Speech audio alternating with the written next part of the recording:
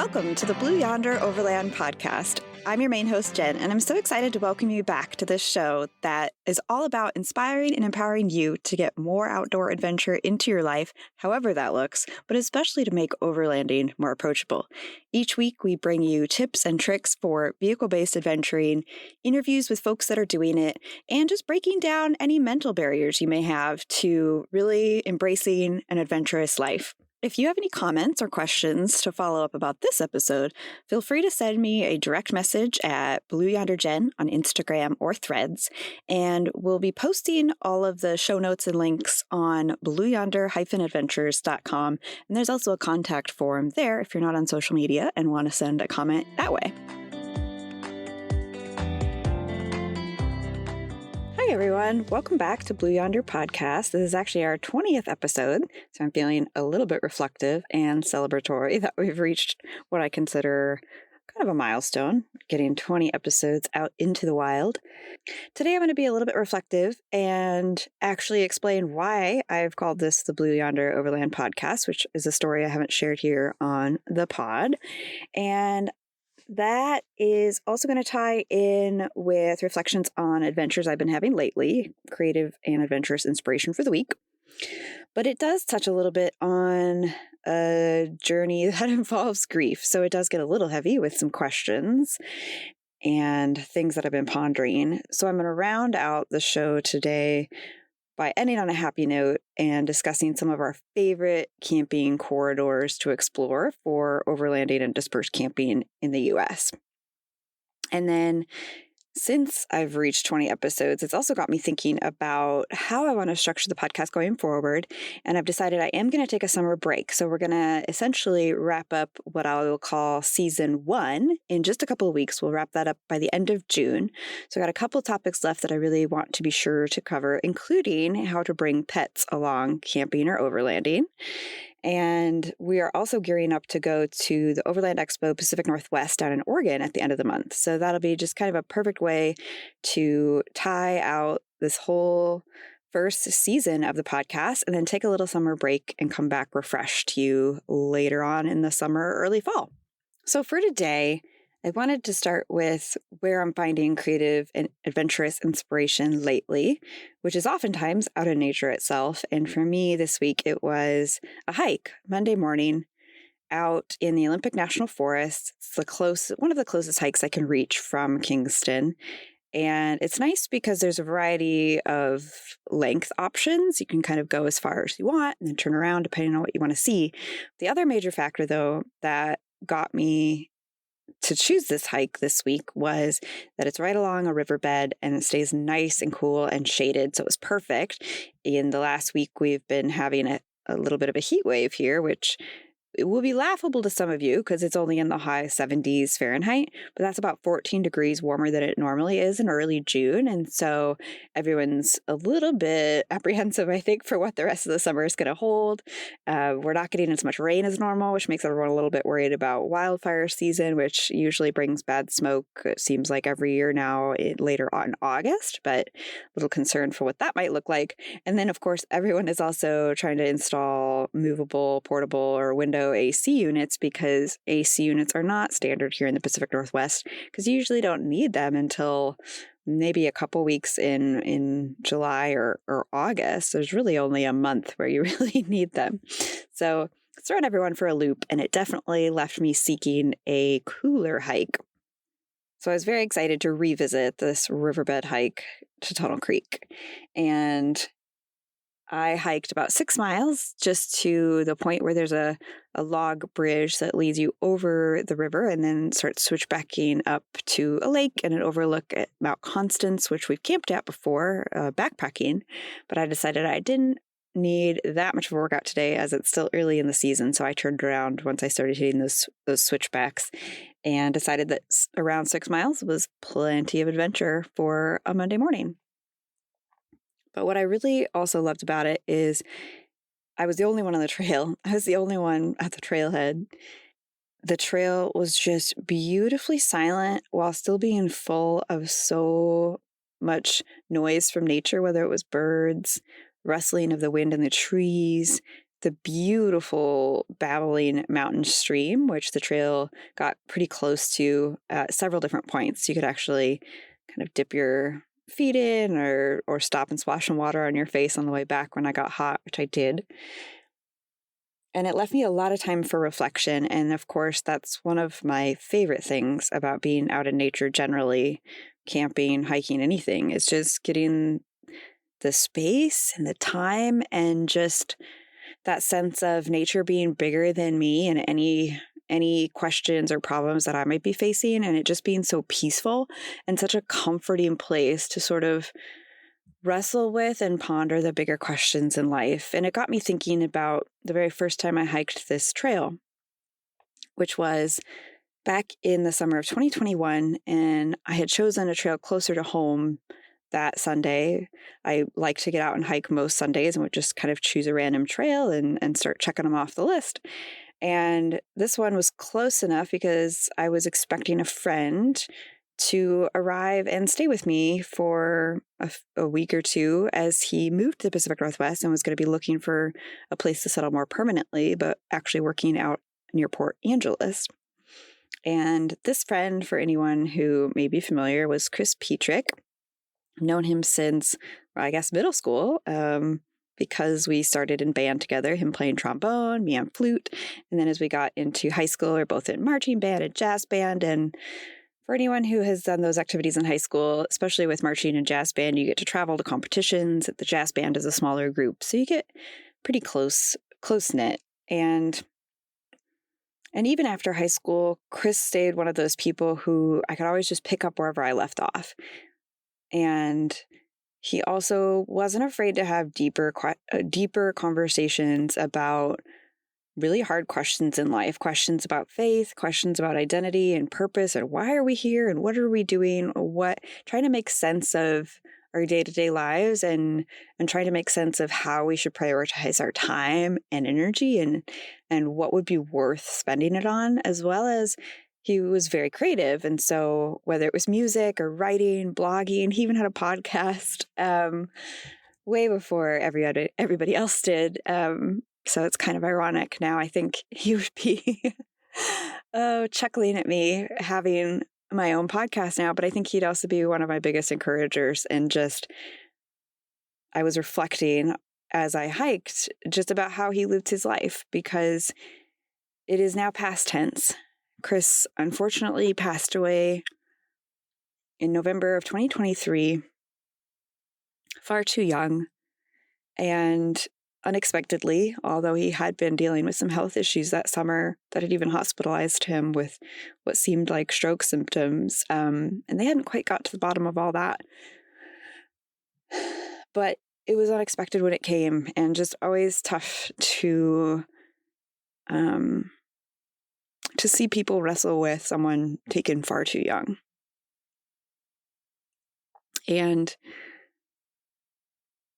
I can remember when I first heard about his death, I was actually out camping, overlanding in Utah, and being able to just immediately take a personal day from work. The rest of the day we were working remotely, and go walk and wander and just look at the desert landscape. That was one of the most comforting things I possibly could have done, because those colors, which are so new to me and different than the Pacific Northwest, and just the openness and the barrenness, but also the beauty, the subtle beauty in all of the different layers and colors of the desert landscape, just gave me a place to be, to ask questions of the universe that I knew there weren't answers to. Questions like why did this happen, and why now? He's so young. What does this mean? What does this mean for any of the rest of us? And of course, I think it's easy to get stuck asking those questions when someone dies too young or something catastrophic happens to somebody, and it just seems so random and unfair. And I think the hard thing to come to terms with is, in those situations, there isn't a why. There's no easy solution or answer that your mind is going to arrive at if it just works on the problem long enough. There's never going to be an answer that satisfies you. And eventually, coming to terms with that grief has meant letting go of questions like that.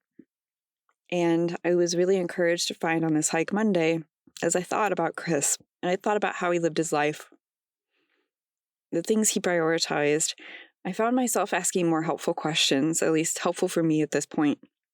Things like, what would Chris be encouraging me to do in my life right now? And realizing that he would have been proud of me putting creative endeavors like this podcast out into the world. He would have encouraged that. That was really cool to realize.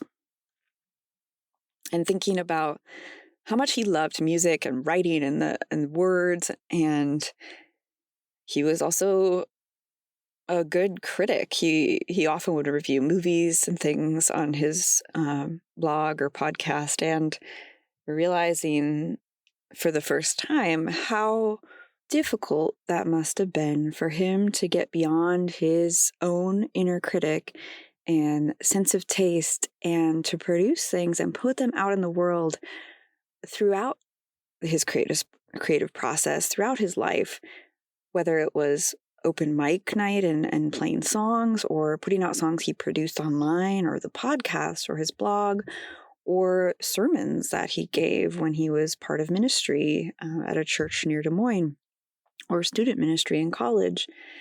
And while his career went in many different directions, including the U.S. Navy and being stationed overseas in Afghanistan and being based in Whidbey Island, and him falling in love with the Pacific Northwest, eventually finding his way back to the Pacific Northwest in his job as a life flight helicopter medic, and realizing how he leaned so hard into the act of creating and pursuing adventure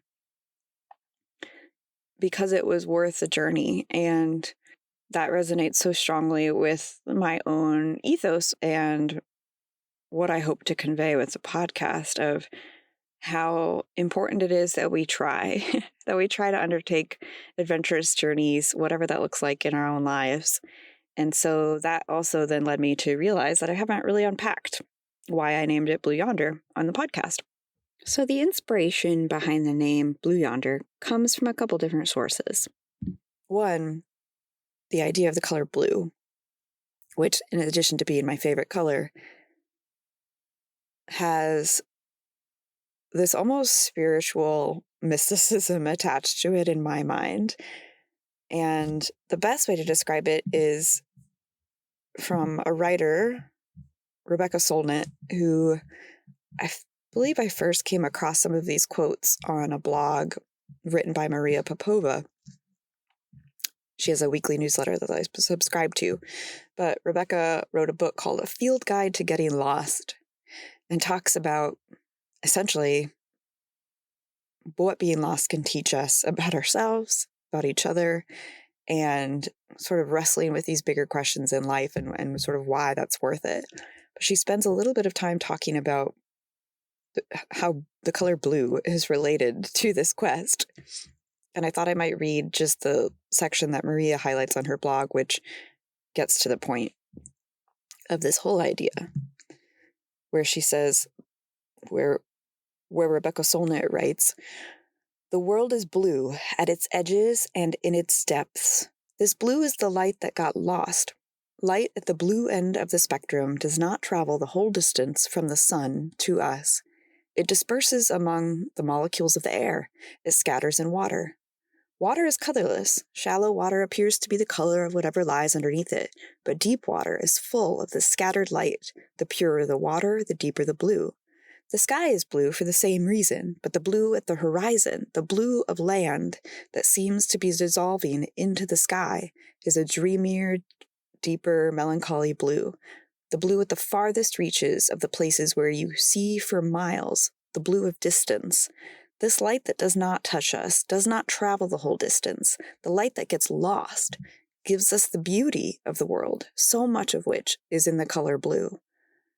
For many years, I have been moved by the blue at the far edge of what can be seen, that color of horizons, of remote mountain ranges, of anything far away. The color of that distance is the color of an emotion, the color of solitude and of desire, the color of there, seen from here, the color of where you are not. and the color of where you can never go.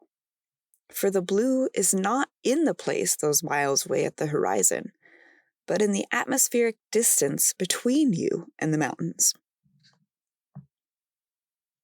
And that's where I think it ties in so perfectly with my conception of Blue Yonder, is really finding joy in the discovery and the journey to a place, not in the actual place itself, but that simply in that quest and in that discovery and in asking those questions and trying to live a more adventurous life, that pursuit alone is worth it, even if you never reach any of those destinations that you have planned, that the journey itself makes you a better person, leads you to a more enjoyable and fulfilled life.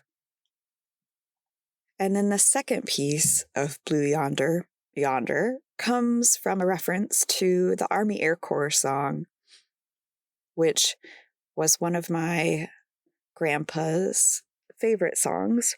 He would often ask my mom to play it on the piano, and he would sing along heartily to it. Off we go into the wild blue yonder. And I found myself humming it as I hiked in the Pacific Northwest after I moved here in 2017. It made a nice little marching song when I was just putting one foot in front of the other up some steep switchbacks.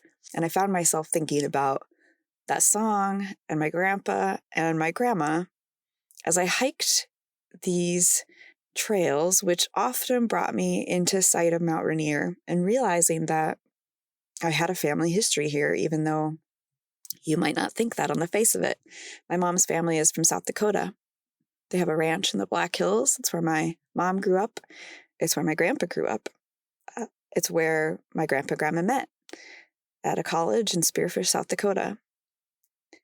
And then my grandpa went off to be in the Army Air Corps, not yet the Air Force, during World War II. And on his last mission, flying a B-25 Mitchell bomber, he was shot down in the South China Sea. He was rescued by an American submarine and brought back to San Francisco, a long overseas journey. And he was discharged, and then he traveled straight from San Francisco up to Washington State, where my grandma and her family had moved to find work, and my grandma was working at the Boeing factory. He went straight to my grandma and proposed. And they actually got married in Covington, Washington, within sight of Mount Rainier. My grandma even wrote a poem about it, about the beauty of Mount Rainier. And then they moved back to South Dakota, started a family, and were ranchers. But neither one of them quit living adventurously. My grandma journaled every day. She kept copious journals and sketchbooks and was always pursuing creative projects, whether it was creating things with her children, writing for herself, writing poetry. And my grandpa, even as I really only knew him in his old age, was fearless and maybe to a fault would be out riding his four-wheeler and rolling it in his 80s or out on horses. They hiked the Grand Canyon in their 80s. My grandpa loved to raft in an inner tube down Spearfish Creek in a lovely park along Spearfish Canyon. That was his favorite thing to do for his birthdays. Most of his birthdays in his 90s we would celebrate in August at a park with him tubing down the river. And I can only hope I stayed that adventurous as I grow into old age, embracing just the joy of the world around me and saying yes to adventure in its smallest and most immediate forms. So that's my inspiration for the name Blue Yonder, and sort of the mentality and the ethos that I'm hoping to remind myself of with that name, and reminding myself what's important.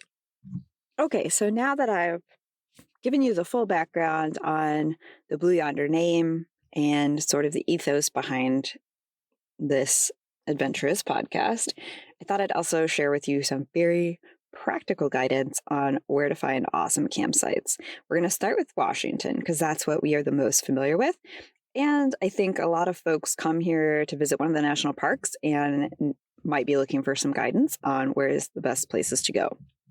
So if you're coming to Washington and you're looking for great dispersed camping sites, I cannot recommend highly enough paying attention to the Olympic National Forest and how it borders the Olympic National Park basically all the way around it. So if you're looking at exploring the Olympic National Park area, you will quickly realize that the majority of the national park area is completely inaccessible to vehicles. And if you really want to experience that, you'd have to do a multi-day backpacking trip.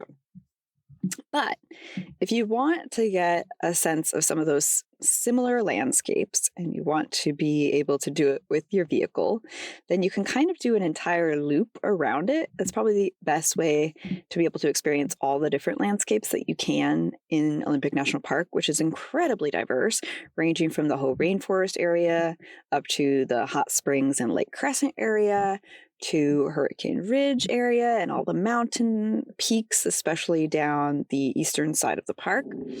And so there's a lot of different places to go. We have had some really good luck exploring more specifically around the northeast side of the park.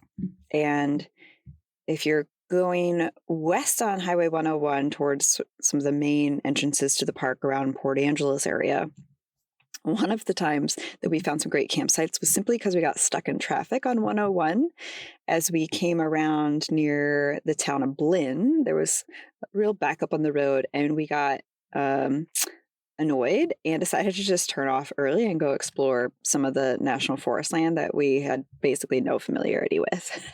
So we ended up going down past the Dungeness Forks campground, which looked like a great campground, actually. And if you found availability there, that'd be fantastic. But we went further on that same network of forest roads to explore. And there was a ton of great sites down there. But it also led us to realize that there was then a whole network that sort of led out of the national forest area on the east side of that towards 101 again, because 101 has curved by that point, but it spits you out closer to the town of Leland up above Quilcene. And then, of course, if you continue south on 101 past Quilcene, you'll once again be in national forest area. And that's where some of our favorite spots are along Hood Canal. But if you go even further south past Lake Cushman, you'll get into another area which has some iconic camping spots and tall bridges as well. If you're exploring sort of around the south end, sort of past the town of Skokomish to the west of that. And there's a lot of really great Forest Service roads there, and generally pretty well maintained and accessible with lots of little turnoffs and great places to camp with either water views or vista views, depending on what you like. On the west side of Olympic National Park, you have yet more Forest Service land, including, it goes almost right up until the beaches, but then the beaches are usually classified as either part of the park or part of tribal lands. There are several campgrounds along there, but obviously those are pretty popular. So we have gone looking for great spots there where you still might get a glimpse of the Pacific Ocean.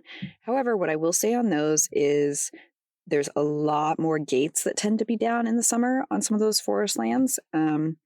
And I think it partially depends also on risk of wildfire, and they're just being concerned about too much activity back there and increasing risk of wildfire. So it's one of those where it's a hard area to count on things being open, and you definitely will want to have some backups or be prepared to go a little farther from the coast to be able to find some good campsites. Those are kind of all of our favorite corridors to explore around Olympic National Park. If you are going south, which actually, if you're out on the coast or national park and then you're looking to circle back to Seattle, a great way to do it is just swing a little further south and hit up Mount Rainier while you're at it. And again, there's a ton of great national forest land surrounding the actual park boundaries, which is nice because then you also are allowed to have dogs, which usually aren't allowed on the national park campgrounds, but are on the national forest surrounding it. And so we've had really, really good luck coming in on, it would be State Route 410 into Greenwater. It's the Chinook Pass Highway. We've had really great luck exploring the National Forest area just past Greenwater. So just past Greenwater, there's forest roads that'll take you to really either side of 410. But there is a good network then where it's possible to find some Mount Rainier views in that area. So those are some of our favorite corridors to explore around Mount Rainier. And then I also wanted to mention Colorado because we got a little bit of time to explore in that area. And I was actually really impressed with Southern Colorado, and I wish we got more time to explore there. We went and visited friends at one point down in sort of mid-south central, like sort of near the Rio Grande National Forest area. And that area looked like it had a lot of great roads to explore. We found up in the National Forest area that was closer to Highway 70, you just ran into a lot of restrictions, more so than we were used to seeing on Forest Service, and it made it a little hard to keep track of where was okay to camp. So then we actually had a lot more fun exploring further north, so north of Fort Collins along Highway 14, and then even further north of that along near Red Feather Lakes. There were some fantastic Forest Service roads. Now, between the two, up on Red Feather Lakes Road and then down to 14, there had been some bad wildfires in that region. And so a lot of areas had burned and made it not very attractive in terms of camping. And so that's something to look out for, is both just risk of fire, but also burned areas. Probably not going to be at the top of your list in terms of destinations for camping. However, as you went along past Red Feather Lakes further west, we found some amazing campsites and great hiking. And so we mapped a lot of potential routes in that area, some of which you definitely did need four-wheel drive and ground clearance to get to. So heads up there.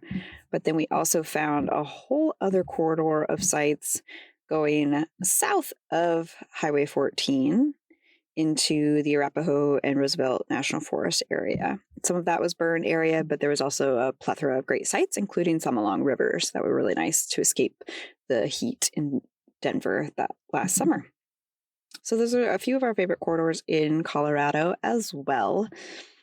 And all these places that I've mentioned, these are good corridors, especially for beginners to explore, because they're not terribly far away from major cities and not terribly far away from more sort of touristy destinations. So you're not going to be too far from help or additional resources or provisions if you need it.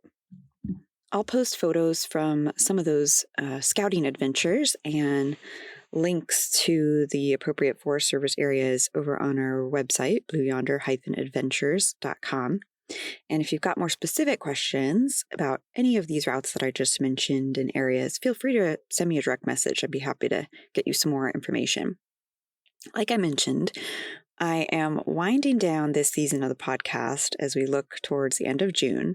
So if you do have any top of mind questions about overlanding, anything that we haven't covered that you really wish we would touch on before the summer break, do let me know. Would love to hear that and make sure we get that worked in.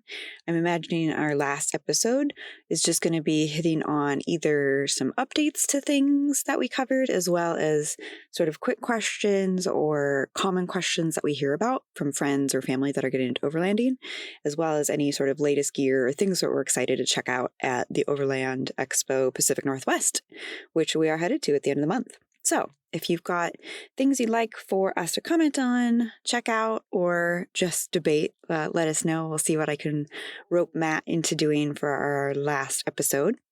And in the meantime, thanks for tuning in.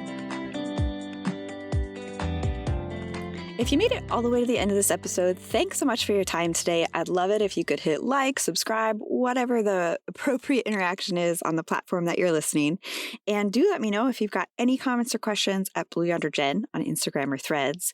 And if you're curious to do a little bit deeper dive into what exactly overlanding is, why we love it so much, and more resources and specifics on finding campsites, we talk about that in our first couple episodes, so recommend going back and giving those a listen.